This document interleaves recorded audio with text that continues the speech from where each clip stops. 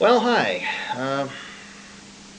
It's been a while, but here I am. I'm back, and I have a roof over my head.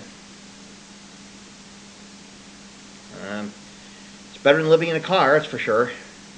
Uh, some of you may have been following. Many of you, well, I don't know how many of you, been following my posts from 6 weeks ago when I actually uh, was showing how I was furnishing this place. It took the help of some uh, generous people to not only get the furniture in here that I have, but also the setup. And for some of those people, I'm very grateful for them to take the furniture that I got from them upstairs here, so that I didn't have to, because I'm certainly not capable of doing it, and I wasn't going to even attempt to try. But you might see the love seat here. I think you've seen pictures of it. I'm not going to move my video camera around too much here. Anyway, so it's been a rough transition. That's why you haven't heard from me. And I moved probably a little bit more than half the stuff out of my car. Between the day I moved in, April 15th, and about May 8th, and that was all my body could take. Too many days of walking stuff up the stairs and down the stairs, whether it was stuff I was shopping for or things I was bringing out of the car that I could handle, obviously around 5 pounds or less. But my body crashed. I had a chronic fatigue syndrome crash, and I had to pretty much shut down, or I decided to shut down most of my life until I was able to overcome it. And here it is, a little over a month since that time, and it's been very frustrating. I've not been able to do a lot of things most days. I've barely been able to do laundry. Every time I've gone shopping, and even if I have to pick up uh, items at Walmart, if I have a pickup order and they put it into the lift or the ride that I'm taking, and the lift person was bringing it upstairs, I still could barely survive stocking that stuff in the fridge. And then without shutting down the next day, or having several days of just physical inability to do hardly basic things. And then as I rested and rested and rested, it gradually got better. But it always tries my patience when I have these kinds of episodes. And the thing about it is, I do everything I can to avoid them, because obviously nobody wants to be purposefully pushing themselves to be laid up all the time. And of course, I never intended for it to get this bad, but as I kept doing things and doing things and doing things and having to do things myself, for the most part, other than the furniture, it just happened. And part of me knew it was inevitable, and but I did it anyway because I had no choice. So I tried the best I could to take whatever I could up the stairs, day in and day out.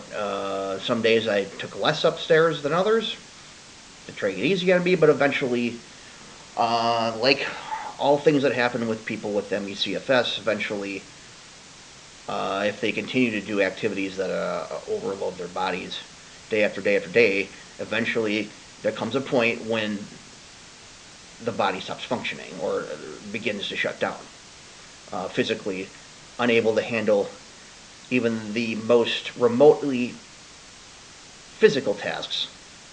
Um, Spent a lot of time laying on the couch.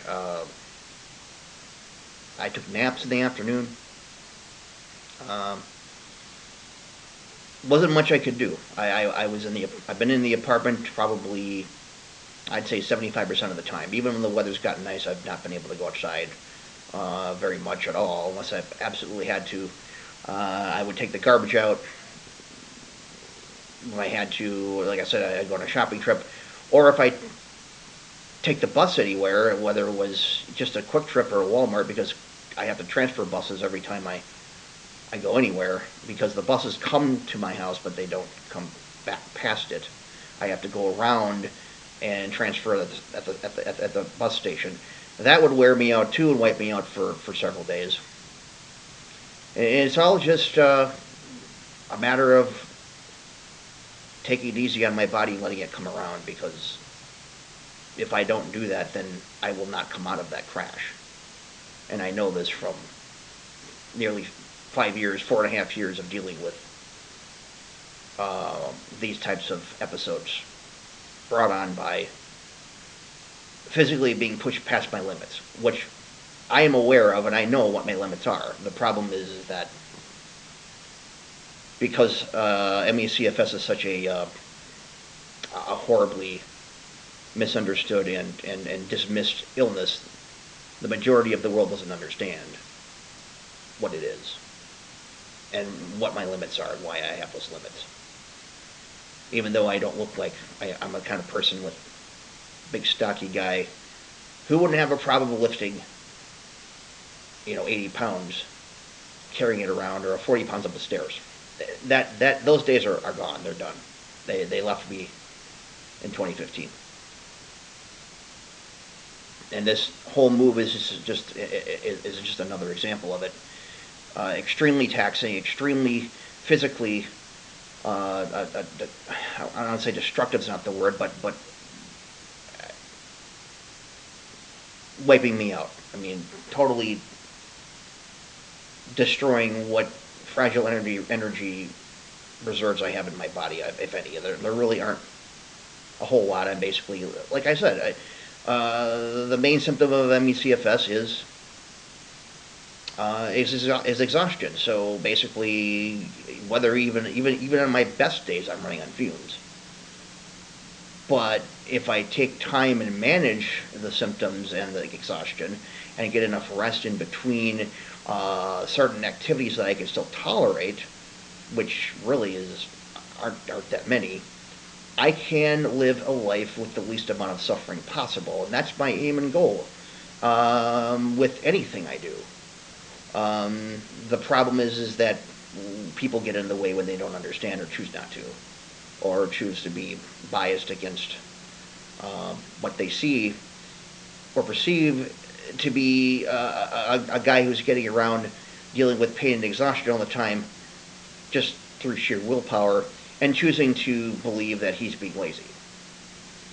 And there's a lot of that in this world, unfortunately. And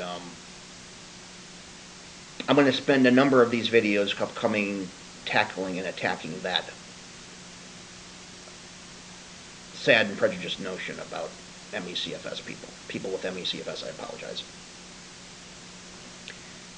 And I will also be sending several videos upcoming very quickly here over the next week, showing me struggling during the times here that I have been literally on my back, and to demonstrate the issues that I've been dealing with.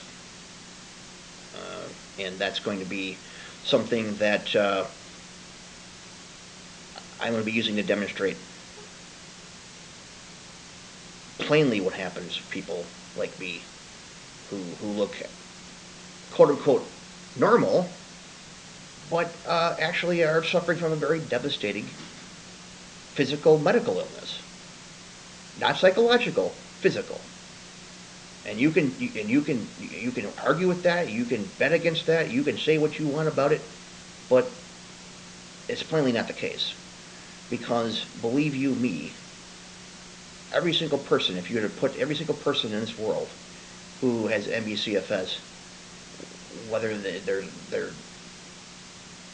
it's defined for them or they've been uh, diagnosed with it, put them into a room and ask them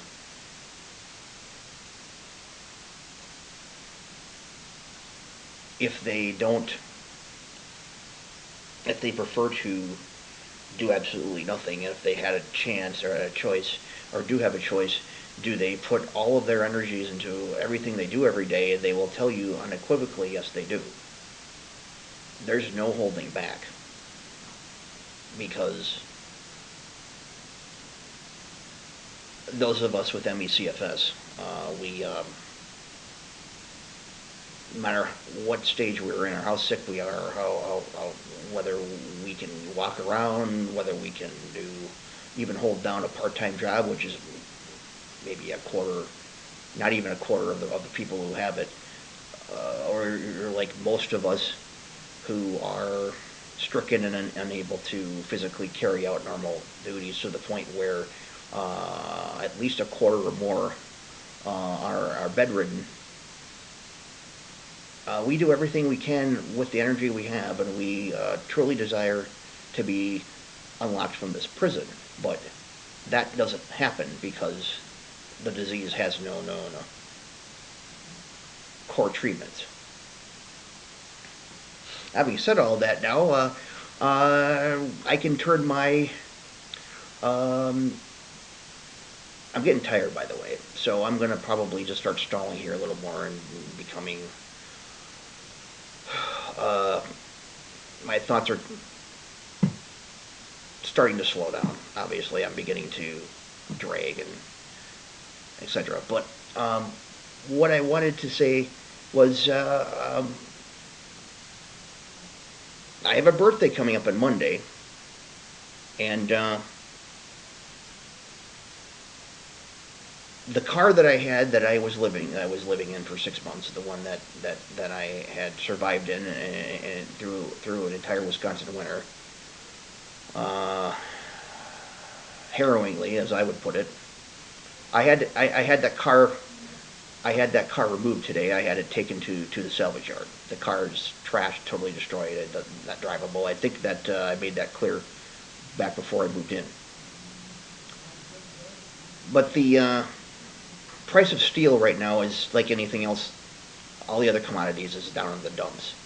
So all I got from the car, I was hoping maybe 150 bucks. I could get 150 bucks for the car, but and then that was going to boost me and give me a good little bit of a nest egg to sit on for a while, so that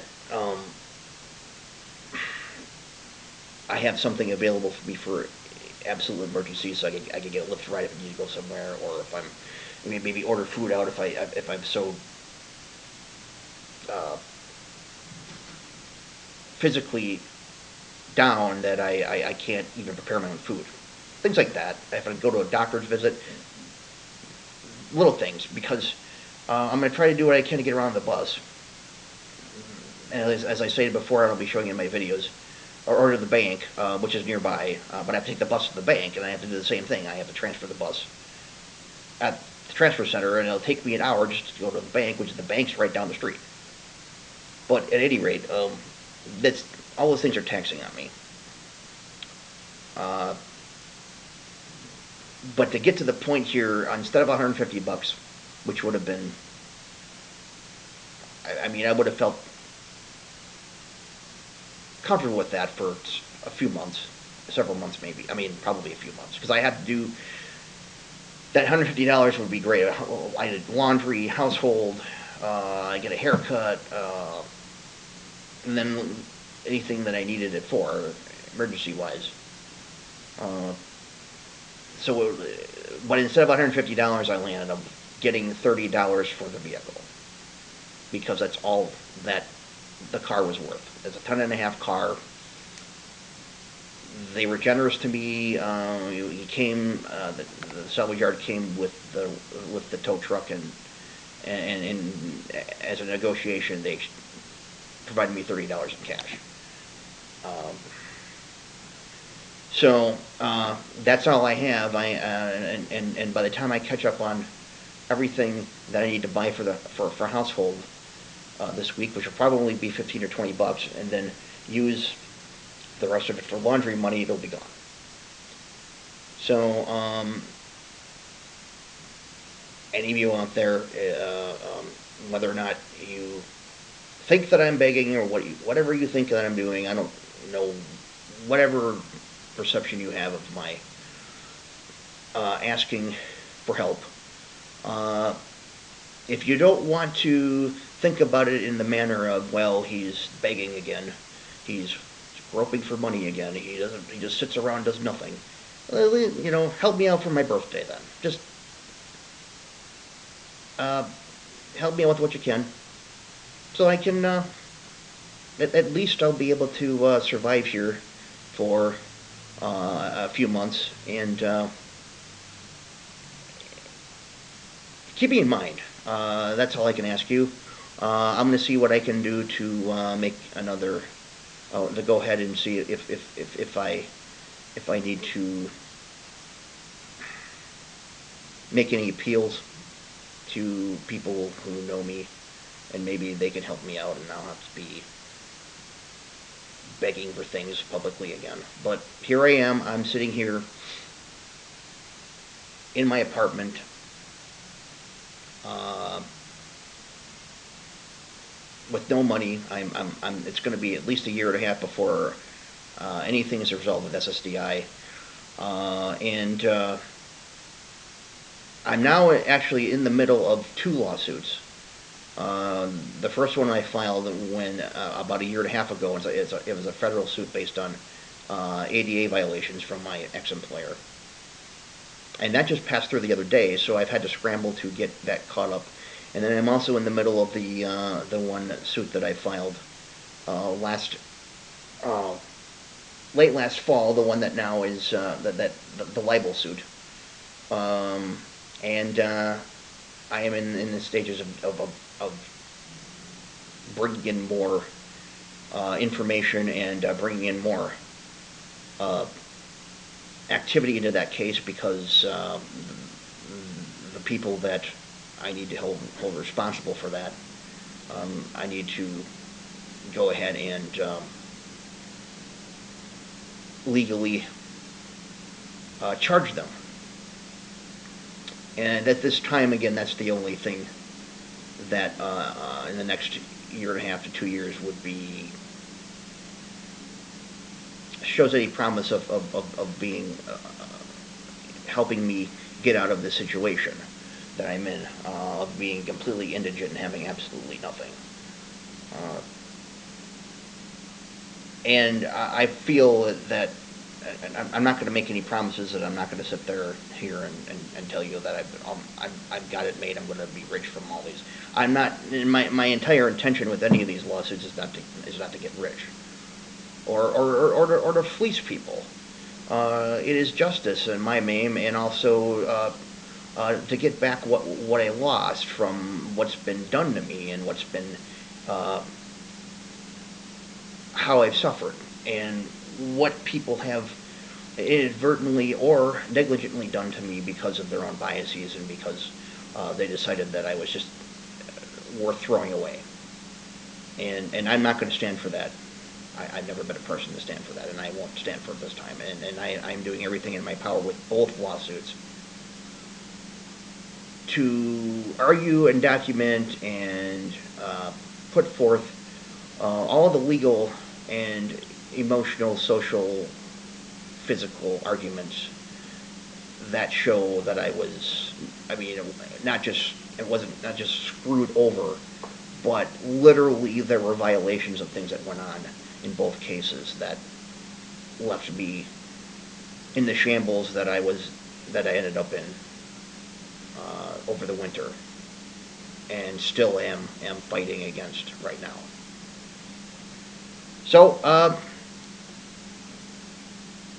end of this video, just give me some thoughts, if you will, and I will be around for my birthday, so I'll be available. Let me know if you can help me out with anything, or you just want to say, um, help me celebrate. Thank you.